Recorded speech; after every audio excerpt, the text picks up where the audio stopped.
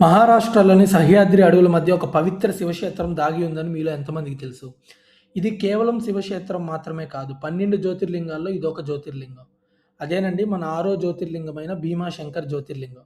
అసలు ఈ ప్రాంతంలో ఈ జ్యోతిర్లింగం ఎలా ఏర్పడింది? ఈ జ్యోతిర్లింగం ఉన్న ఎగ్జాక్ట్ లొకేషన్ ఏంటి? శివుడికి త్రిపురాసుడు అనే రాక్షసుడికి మధ్య జరిగిన సంఘటన ఏంటి? పురాణాలు ఈ జ్యోతిర్లింగం గురించి ఏం చెప్తున్నాయి? ఈ జ్యోతిర్లింగానికి వెళ్ళొచ్చిన భక్తులు చాలా తక్కువ సమయంలోనే తమ జీవితాల్లో మార్పు జరిగిందని ఎందుకు నమ్ముతారు? ఈ జ్యోతిర్లింగం చుట్టూరు దట్టమైన అడవిలో ఎన్నో వింతలు, అద్భుతాలున్నాయి. వీటన్నిటిని నేను కిందున్న వీడియో లింక్‌లో చాలా బాగా ఎక్స్‌ప్లెయిన్ చేశాను. సో, కిందున్న వీడియోని క్లిక్ చేసి మొత్తం కథని వినండి. అదేవిధంగా మన ఛానల్‌లో మిగిలిన 5 జ్యోతిర్లింగాల గురించి కూడా వీడియోస్ ఉన్నాయి. అవి గాని దయచేసి చూడండి.